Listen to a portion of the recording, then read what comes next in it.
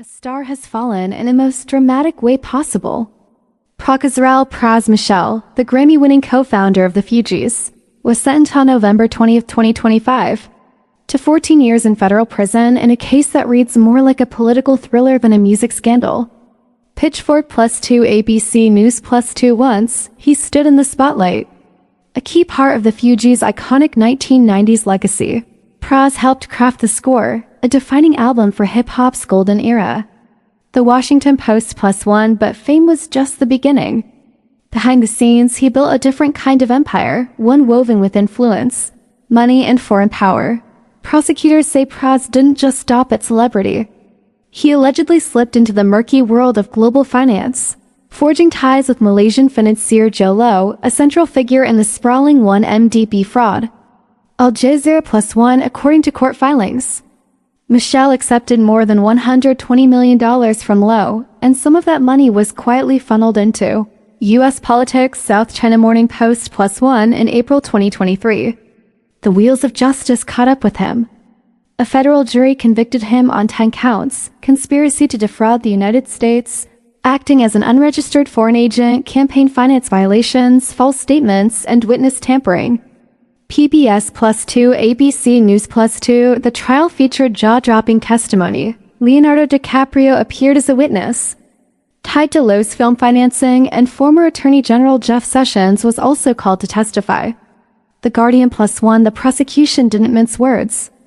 In court papers, they described Michel's actions as a betrayal, saying he lied unapologetically and unrelentingly in order to carry out his schemes. Al Jazeera +1 sentencing guidelines, they warned, recommended life in prison. The Washington Post +1, but in the end, Judge Colleen Kala-Katelli handed down a 14-year term, followed by 3 years of probation. Pitchfork, there was more than jail time. Michel was ordered to forfeit nearly $65 million in assets tied to the case. Pitchfork +1 prosecutors portrayed this as not just a punishment, but a reckoning. A former musician turned political broker, now stripped of both influence and fortune. What made this case even darker? According to prosecutors, Michel didn't just take money, he allegedly tried to sway U.S. officials to kill an investigation into Joe Low, Pitchfork +1. He's also accused of tampering with witnesses and lying under oath during his trial. Al Jazeera, meanwhile, his legal team fought back hard. His attorneys called the sentence completely disproportionate, arguing that the government was pushing him to take a life sentence. Punishment, they said, was more common for terrorists or cartel bosses. The Guardian +1, they even raised a bizarre claim. Michel's trial lawyer allegedly used generative AI to help craft closing arguments.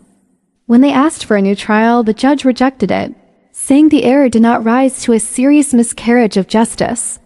The Guardian, the case also has a deeply personal wrinkle. Behind closed doors, Michel was battling cancer. He had emergency colon surgery before his final sentencing. People.com, that isn't just a footnote. It raises chilling questions. Did his illness influence the timing or tone of his plea? Did the weight of his health battles make the courtroom drama feel even more raw? There's also the bigger picture. This isn't just about a rapper gone wrong, it's a flashing red light on global corruption. 1MDB, the scandal that Low is tied to, was one of the biggest financial frauds in modern history. Al Jazeera +1, for Michel to be convicted in such a high-profile political influence scheme marks a major moment. It sends a message. Even celebrities aren't immune when foreign money gets tangled in U.S. elections. But where does he go from here? For now, his legal team says they will appeal. Pitchfork, and there's a surrender date on the horizon. Reports say January 27, 2026, is when Michel must report to prison. Yahoo! After that, his legacy may never recover, even if his name once stood for unity and art. In the end, this is a story of extremes, from Grammy stages to federal indictments, from chart-topping albums to multi-million-dollar forfeitures, from celebrity to convict. Pras Michel's rise was meteoric, but his fall may be even more unforgettable. So here's what we're left with. Did Pras Michel really just chase power, or did he cross a line he couldn't come back from?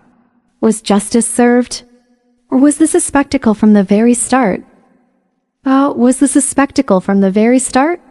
Drop your take in the comments.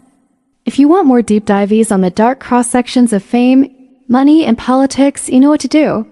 Hit subscribe, ring that bell, and stay tuned.